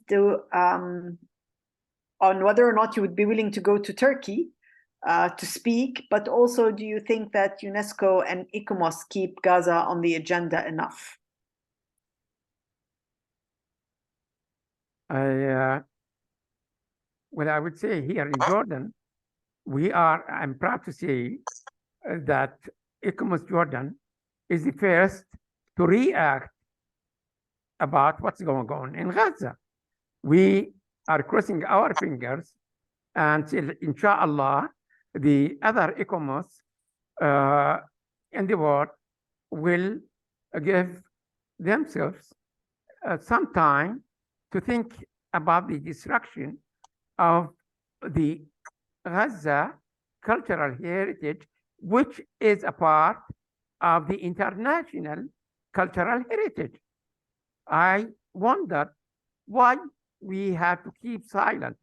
I mean, it is a cultural heritage of Arabs, Muslims, Christians, Jews, everyone. And we have to keep eye on this. And when it's destroyed, we say, okay, this is destroyed by Zeidan Kafafi, for example. Why did they keep silent?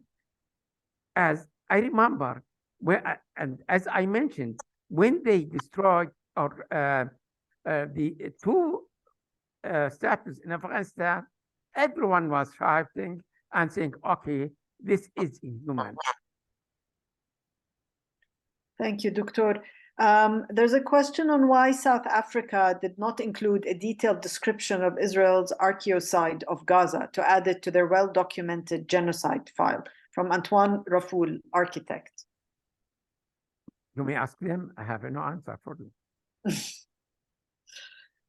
Perhaps, I mean, it's our fault, but it's our mistake. Obviously, we have to thank South Africa. This is a very important point. Second, we are the ones whom they should provide South Africa with information. If we didn't provide them with this information, they have no idea about it. And thank you for this question. Yeah. The presentation of Dr. Kafafi will be recorded and posted online. There have been several requests for the slides, Dr. Kafafi. We will just need to figure out a way to make those slides available, maybe on the ICOMOS Jordan website. Well, some of those slides, as I said, they are the ownership of Dr. Ahmed al-Borsh himself, and I wonder if he's going to give us the permission to publish them or to leave them for the colleagues. I think he's not going to mind. I mean, okay, so we will figure out the correct permissions, and yes, in due course make whatever we can available on the website of ICOMOS Jordan. A question from Razan Masri: in such a case, war, any urgent could be considered to save the cultural heritage. So, and which parties are responsible for this? Well, actions to save cultural heritage, and which parties are responsible for it? Well, I'll answer this question with a question. Is the international conventions applied to Gaza as it has been applied to other countries? This is one thing. And I think this is the responsibility of the international communities, in addition to the international institutions. I really can't understand how comes that through Dotan, who excavated Deir al-Balah, she's an Israeli archaeologist, kept silent when Deir al-Balah, her excavation, is bombed. Why did she and her husband Moshe didn't react? How about the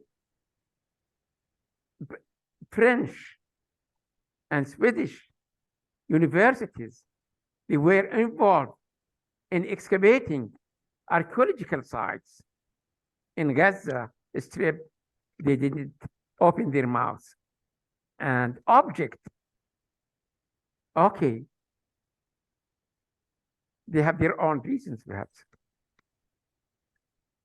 A very similar question from Claudia, who is writing her master's thesis about safeguarding cultural heritage.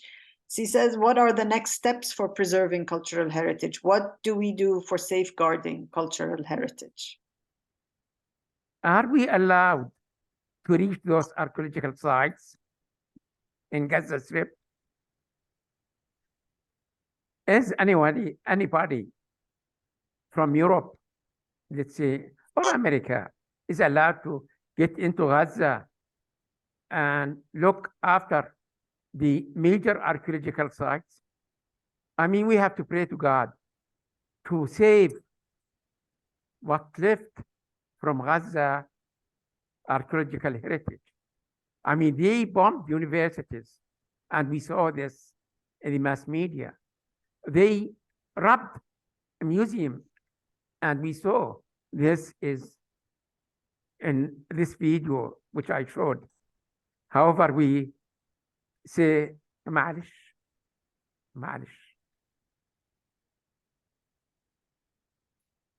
Well, the first step could be to actually stop destroying buildings and people and sites and have a ceasefire. So this is the main thing you have. This is the main thing, Your Royal Highness. One more question. How does the ongoing conflict in... I didn't hear. Sorry, I didn't hear. How does the ongoing conflict in Gaza impact the preservation of traditional cultural practices, the intangible cultural heritage? What role does the international community play in supporting this? Well, first of all, we have to call for ceasefire. This is the most important thing. Killing people is more important than anything else.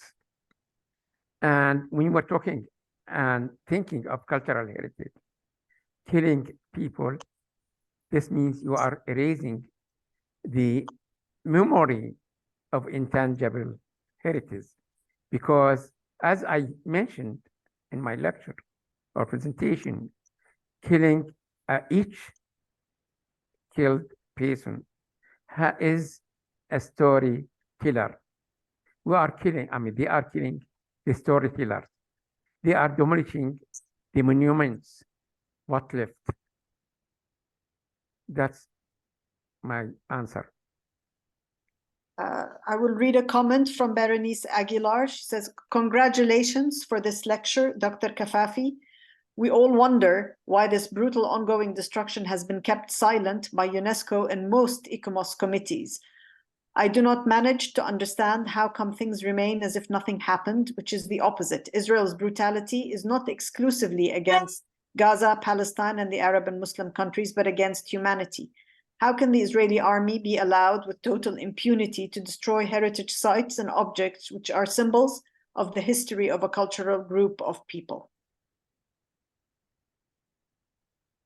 That's for her comment. I mean, this is what I wanted to say. Thank you, ICOMOS Jordan, for organizing this very important presentation, sadly revealing so much ongoing destruction of world cultural heritage. We are ashamed by the failure of the world to speak against this travesty. From Dearden McDermott. Vincent Michel, dear Dr. Kafafi, question about the Instagram film taken by the director of Israel's antiquities in the archaeological reserves. Do we know if they were theft, vandalism, and destruction? During military operations, do we know if there were acts of looting in archaeological sites? Well, I think this happened, because we saw this video which shows that the Israeli soldiers inside the store of the museum at Al-Isra University, and this was shown by the Israelis themselves, and we can't do anything now because nobody is allowed to make a shot for a museum or anything. I mean, they are reachable. Nobody can reach archaeological sites. Everything will be obvious after the ceasefire, and we can evaluate that time the measurements or what we can do. I mean, after a study, a thorough study made by international institutions, they have to evaluate the number of destruction, the size of destruction of the archaeological heritage. Thanks for the person who asked about the intangible heritage. Indeed, this is a very important also side of cultural heritage, and they are killing people. They didn't ask about people. I'm sorry, I couldn't show some slides which we saw in the mass media, how they are treating the prisoners. I mean, it's inhuman indeed. We have a similar question from Bilal, who says that under international law, occupiers are responsible for taking all measures to protect cultural properties. Do you think we can accuse a warring party for looting cultural objects with 1 or 2 photos? So is this enough for a court? Is this enough for an accusation? Is this enough documentation, basically? I leave the answer to Your Royal Highness, if you allow me. Well, yes. I think the more documentation, the better. The better. Yeah, and the problem is that it is currently very difficult. Some of the difficulties that we have faced in preparing for this lecture is the fact that we were unable to get verifiable pictures and documentation of all the sites and all of the destruction that has happened. This is ongoing, and everybody's support is greatly appreciated. If you have verifiable photos and information, we can use them to build a more comprehensive dossier on this subject. Can you ask ICOMOS to offer a worldwide distribution of today's meetings? Yes, we will make the recording available as soon as we have the right permissions to everyone. And we will make sure that you have the link to that. Lots of thank yous, Dr. Kafafi. I'm not going to read them all. I think there's great appreciation for the lecture. There's a comment from Anisha Patel. Thank you for your very comprehensive lecture. Our organization is working on the international law analysis for the actions happening in Gaza, and the destruction of cultural heritage is a component of this analysis. The destruction of culture is a significant component of Lemkin's framework of the crime of genocide. The International Criminal Court has also, in its policy on cultural heritage 2021, outlined that the targeted destruction of heritage, tangible and intangible, including people, is a possible indication of deliberately inflicting on the group conditions of life calculated to bring about its physical destruction. Could you elaborate on the connection between the identity of peoples and their intangible heritage? Against this backdrop, what can be the possible steps local and international cultural organizations take in the light of the atrocity crimes being committed? Well, indeed, I may say that we can't now answer the question properly because we can't tell exactly what will happen tomorrow. Because the Israelis, they announced they are going to continue the war. They are not going to cease fire anymore. And I would suggest that we, first of all, as Her Royal has mentioned, that we're not able to get good photos for the destructed sites and monuments in Gaza because of the war. And second, I mean, internationally, people should help us in preparing a dossier. I mean, if we want to go to the international institutions and this and that, I mean, there must be a big work, but we have to have a hand from other international institutions. And also, Israel is not going to allow anybody to take a photo for a monument or destructed monument or this and that. People now, they are trying for life, not to go and make a picture, for example. We have to think of people, we have to think what's going on in Gaza. The main thing is the ceasefire. Then after that, we have to sit together and discuss this problem. It's an international problem. It's not only ICOMOS problem, I would say. It is ICOMOS, UNESCO, and all international institutions and organizations, of course. Anisha Patel, if you are still listening, they're asking for your organization's name, please. And so there's a question on that. Question, have these buildings been documented? Well, Dr. Ahmed El-Borsh informed me that he himself documented those buildings, and that's why we have those plans for the buildings. It's from his own documentation. Luckily. Exactly. With the deliberate destruction of cultural heritage monuments, would the intangible cultural heritage, for example, intellectuals such as writers, poets, university professors, be a solution to reconstituting Palestinian identity to what is already saved and documented, in addition, I guess, to what is already saved and documented? Well, as I mentioned, unfortunately, Israel targeted professors, scientists, writers, artists, everyone, I mean, who is having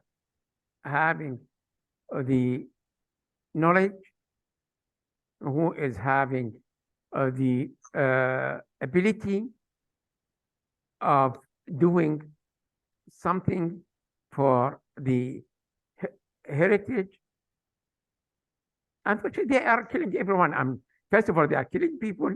They not only, I mean, the journalists. I mentioned that they are killing journalists. What they are doing, I mean, they are slaughtering people and destructing constructions. There's a question from Pierre Abion. Thank you for an insightful presentation. Maybe a request and not a question. Let's unite ICOMOS chapters, especially in the Arab states, and submit a petition to UNESCO Arab Bureau in Beirut and head office in Paris.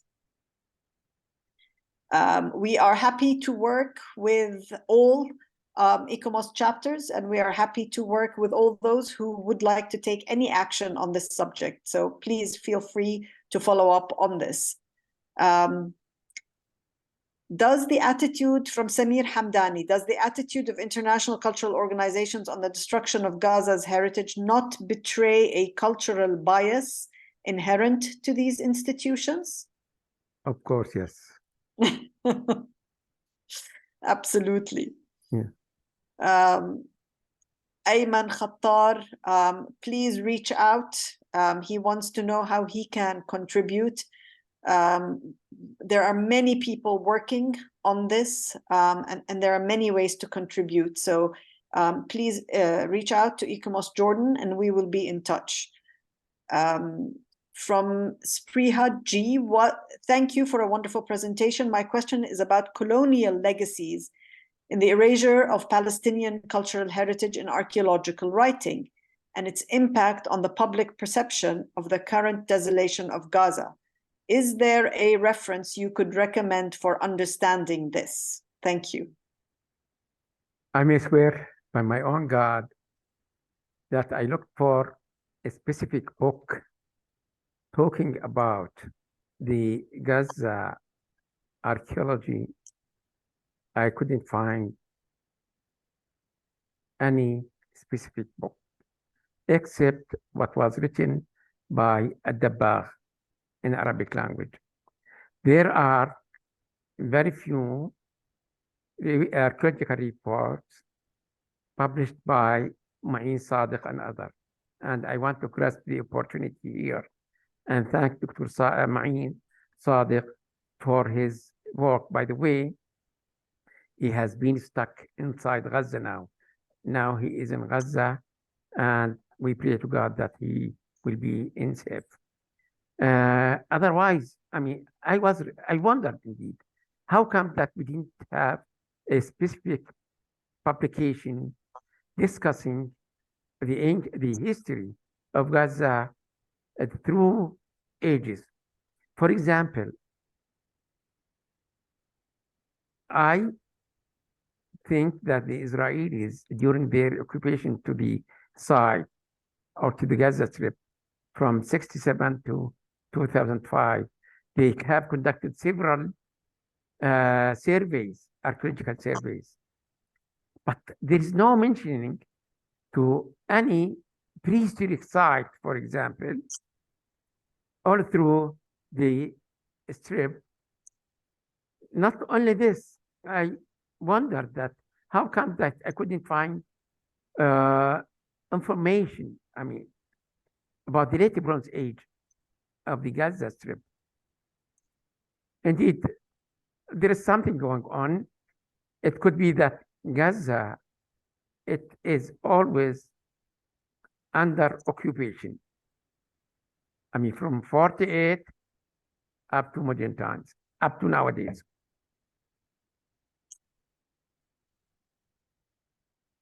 Firas, Kafafi. We will wrap up, but I want to just point out that there's a question on ICORP in the comments, and I wanted to say yes, that ICORP is actually working to monitor the situation in Gaza. There is action that is happening behind the scenes. I think the difficulty is in being unable to access the site and visit the site. But I do believe there is a lot that is currently going on. And I want to thank Fulvio Rinaudo, the president of SIPA, for offering to work on this documentation. And we will most certainly be in touch and work with you to do what we can to document the sites and the destruction that is happening in Gaza. I want to sign off by saying thank you, Dr. Kafafi. It really was a insightful, informative, and very much comprehensive presentation. Thank you all for being here, for participating, for adding your voice, for your interest. And I really hope we can work with all of you in the future to continue to document what is happening in Gaza and to get and to work towards peace and rebuilding of Gaza and to end this senseless, painful destruction and carnage that the people of Gaza and Palestine have been living through now for 108 days, in addition to an occupation that has lasted since 1956. So thank you all very much for joining us. And thank you, Dr. Kafafi, once again. Good night. Your Royal Highness, before leaving, I want to thank you. Without your encouragement, this presentation is not going to be done. Indeed, when I look to what you are doing for what's going on in Gaza, I envy you, your courage, first of all, and your enthusiastic work. Thank you so much once again for ICOMOS Jordan, and I hope that others will join. شكرا جزيلا. Thank you. Good night, everyone. مع السلامة.